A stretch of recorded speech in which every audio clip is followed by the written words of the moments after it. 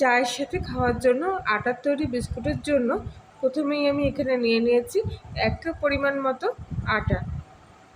আটাটা চেলে নিয়েছি। এবার এর মধ্যে দিয়ে দেবো 1 কাপ পরিমাণ চিনির গুঁড়ো, স্বাদ মতো লবণ আর কিছুটা কালো জিরে, 1 চামচ মতো তেল দিয়ে এটাটা খুব ভালোভাবে মেখে নিয়ে সামান্য জল দিয়ে মেখে নিয়েছি। এবারে এর থেকে 2টো লেচি ভাগ করে নিয়ে একটা লেচি এরকম করে বেলে নিয়েছি। একটা চৌকো শেপ দিয়ে এর থেকে 3-4টে টুকরো ভাগ করে নিয়েছি।